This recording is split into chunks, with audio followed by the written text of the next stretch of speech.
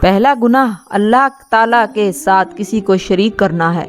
سب سے بڑا گناہ شرک ہے۔ اللہ تعالیٰ نے سورۃ النساء میں ارشاد فرمایا، ترجمہ کہ شرک کو اللہ تعالیٰ معاف نہیں کرے گا، شرک کے علاوہ دوسرے گناہوں کو چاہے گا تو معاف کر دے گا، اور جس نے شرک کیا اس نے بہت بڑا گناہ کیا۔ شرک بہت بڑا گناہ ہے، لہذا شرک سے بچنا چاہیے۔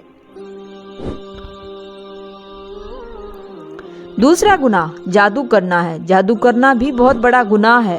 جادو حرام ہے بلکہ کفر ہے۔ اگر کوئی اس کو جائز سمجھ کر کرتا ہے تو وہ یوں سمجھے کہ وہ اسلام سے بھی نکل جاتا ہے، لہذا جادو کرنے سے ہمیشہ بچو، اس گناہ کو بھی نہ کرو۔ تیسرا گناہ کسی کو ناحق مارنا۔ حضرت ابو امامہ روایت کرتے ہیں کہ نبی کریم ہم نے ارشاد فرمایا، جس شخص نے کسی مسلمان کی پیٹھ کو ننگا کر کے ناحق مارا اور وہ اللہ تعالیٰ سے اس حال میں ملے گا، اللہ تعالیٰ اس پر ناراض ہوگا۔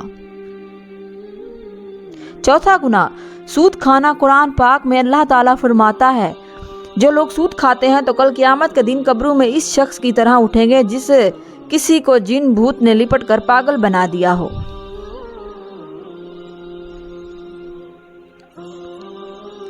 پانچواں گناہ یتیم کا مال ہڑپ کر جانا۔ کسی کا حق نہ مارو کیونکہ اللہ تعالیٰ کا انصاف بہت سخت ہے، لہٰذا کسی یتیم کا مال کبھی بھی ہڑپ نہ کرنا۔ چھٹا گناہ میدان جہاد سے بھاگ جانا۔ اور ساتواں گناہ نیک عورت پر تہمت لگانا۔